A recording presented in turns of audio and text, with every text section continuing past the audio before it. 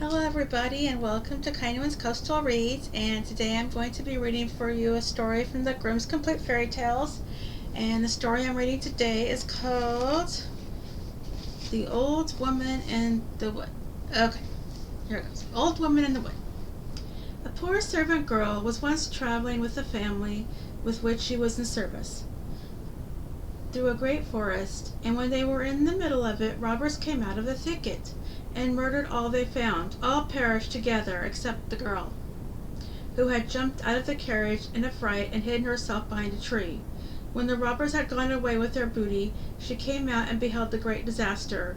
Then she began to weep bitterly and said, "What can a poor girl like me do now? I do not know how to get out of the forest. No human being lives in it, so I must certainly starve." She walked about and looked for a road, but could find none.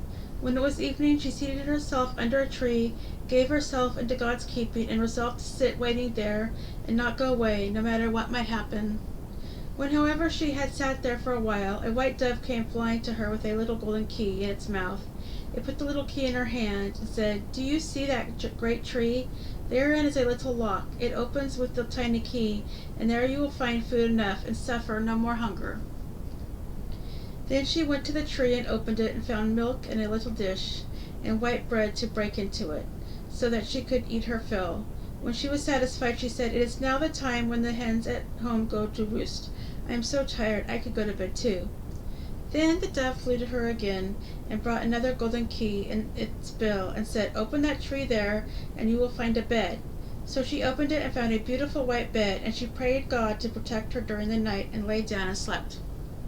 In the morning the dove came for the third time and again brought a little key and said, "Open that tree there and you will find clothes."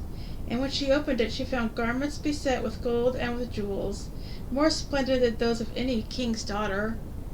So she lived there for some time, and the dove came every day and provided her with all she needed, and it was a quiet, good life. Once, however, the dove came and said, "Will you do something for my sake?" "With all my heart," said the girl. Then said the little dove, "I will guide you to a small house. Enter it, and inside it an old woman will be sitting by the fire and will say, 'Good day.' But on your life give her no answer. Let her do what she will, but pass by her on the right side. Further on there is a door which you will open, and you will enter into a room where a quantity of rings of all kinds are lying, amongst which are some magnificent ones with shining stones. Leave them, however, where they are, and seek out a plain one, which must likewise be amongst them, and bring it here to me as quickly as you can." The girl went to the little house, and came to the door. There sat an old woman, who stared when she saw her, and said, "Good day, my child." The girl gave her no answer, and opened the door. "Where away?" cried the old woman, and seized her by the gown, and wanted to hold her fast, saying, "That is my house. No one can go in there if I choose not to allow it."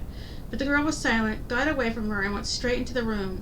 Now there lay on the table an enormous quantity of rings, which gleamed and glittered before her eyes. She turned them over and looked for the plain one, but could not find it. While she was seeking, she saw the old woman, and how she was stealing away and wanting to get off with a bird cage which had in her hands. So she went after her, took the cage out of her hand, and when she raised it up and looked into it, a bird was inside which had the plain ring in its bill. Then she took the ring and ran quite joyously home with it, and thought the little white dove would come and get the ring, but it did not. Then she leaned against a tree and determined to wait for the dove, and as she thus stood, it seemed just as if the tree was soft and pliant, and was letting its branches down, and suddenly the branches twined around her and were two arms, and when she looked round, the tree was a handsome man, who embraced and kissed her heartily, and said, "You have delivered me from the power of the old woman, who was a wicked witch. She had changed me into a tree, and every day for 2 hours I was a white dove, and so long as she possessed the ring I could not regain my human form." Then his servants and his horses, who had likewise been changed into trees, were freed from the enchantment also, and stood beside him, and he led them forth to his kingdom, for he was a king's son, and they married and lived happily. The end. And that is the end for the story of The Old Woman in the Wood. And thank you for watching this video, and if you like it, you can hit the like and subscribe button, and I will be back tomorrow with another fairy tale for you, and thank you for watching. Bye.